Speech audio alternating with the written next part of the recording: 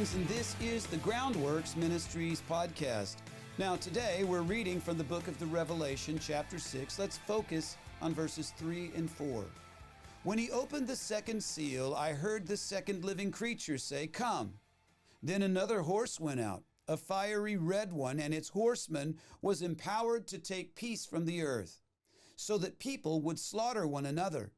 And a large sword was given to him. Now, several years ago, someone in my family researched our roots, and as far back as we can search, someone in my family has been at war. In the 1700s, the Wiggins fought in the American Revolution. In the late 1800s, they fought in the Civil War. They fought in World Wars I and II. And my father is a retired lieutenant colonel in the U.S. Air Force. He was in the Cold War, but also through the Berlin crisis, and he was during Vietnam.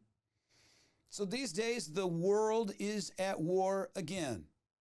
And when I lived in California, on occasion, I led music for a Marine boot camp at Camp Pendleton. And every time that I attended those chapel services, I witnessed what seems to be impossible for a Marine. I saw many of them surrender. That's right, they surrendered to the gospel. They committed to follow Jesus' command.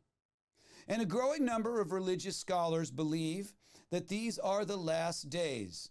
And perhaps you have wondered if things could get worse. Well, they can get worse, and as a matter of fact, today's chapter says that they will.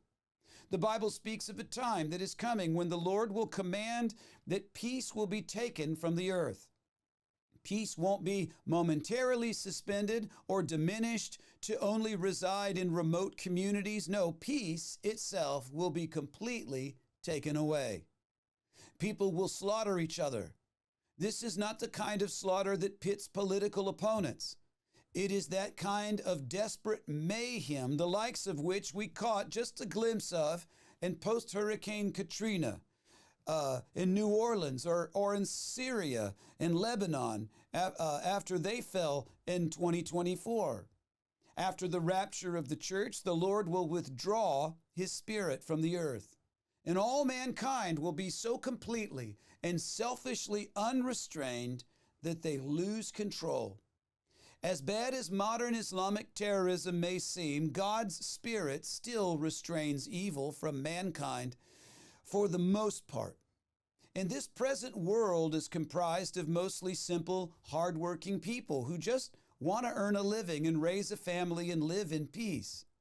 They can do so because they perceive that there's hope, that their law-abiding efforts will advance their station in life and maybe provide a better future for themselves and their families. The Holy Spirit's message to the world in today's chapter is that there is hope. There is hope in Jesus. But without the Spirit's message of hope, even the simplest of men, even the most humble man will resort to unthinkable evil in order to survive. Consider Paul's letter to the church in Thessalonica, 1 Thessalonians chapter 5, verse 3. While people are saying peace and safety, then sudden destruction will come upon them as labor pains come upon a pregnant woman, and they will not escape. Not might not, will not. Friends, just know that there is a general peace in the world today, and it won't always be so.